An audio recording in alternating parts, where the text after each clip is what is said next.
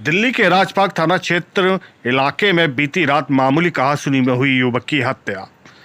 देश की राजधानी दिल्ली में क्राइम का ग्राफ लगातार बढ़ता जा रहा है। लोग जरा जरा सी बात पर एक दूसरे की हत्या करने से भी नहीं चूक रहे हैं।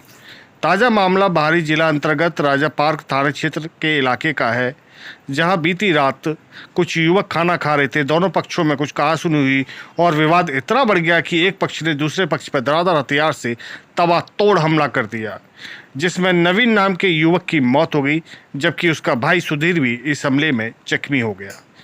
इस घटना के बाद से पीड़ित परिवार का रो रो कर बुरा हाल है और अब पुलिस प्रशासन से इंसाफ की गुहार लगा रहे हैं।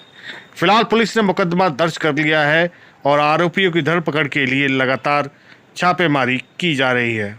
हालांकि कुछ लोगों को हिरासत में लेकर पुलिस उनसे पूछताछ भी कर रही है, लेकिन फिलहाल अभी तक कोमल, मेरे पति से रात को 10 बजे बात हुई थी। वो ठीक थे और खुश भी थे। मुझे कल लेने आने वाले थे मेरी मम्मी के घर। अच्छे से बात हुई थी। उसके बाद मेरी भाभी का फोन आया। उन्होंने बताया कि उनके साथ ऐसा हादसा हुआ, उन्हें चाकू लगा है।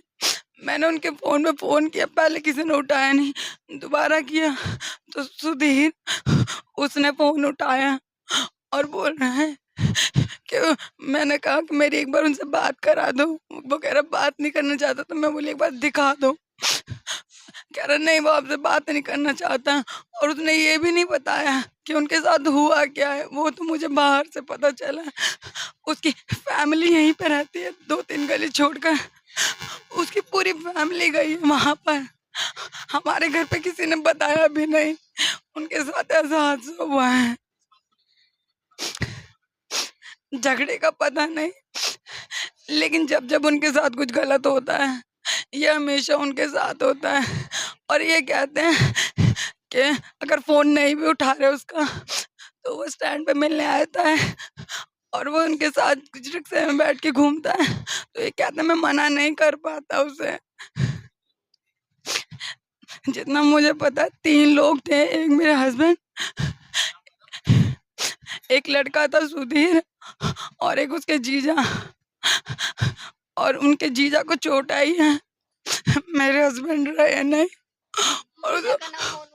और उस लड़के को कुछ भी नहीं हुआ। मेरा नाम पायल है। मेरा भाई ना रात में अपने सीधा घर पर आने वाला था। मेरी भाभी से बात हुई, बोल रहा अभी जा रहा हूँ घर पे, बस बैटरी लेके। मेरा भाई रिक्शा चलाता है।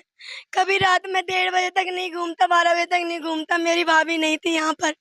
मेरी भाभी की तबीयत खराब थी, वो शनिवार को अपने घर चली गई थी।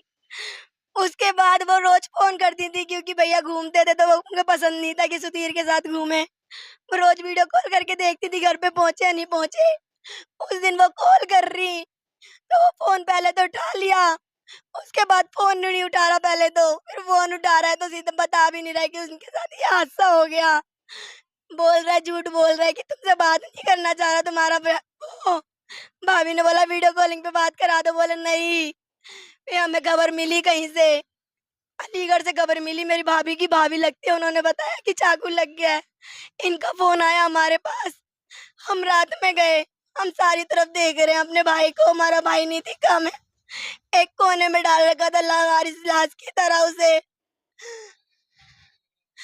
नहीं पता चला सर। वो बोल रहे चोरी के चक्कर में हुआ है। चोरी तो हुई नहीं है उसकी। फोन भी उसके पास है, पर्स भी उसके पास है, रिक्शा चला रहा था वो भी उसके पास है।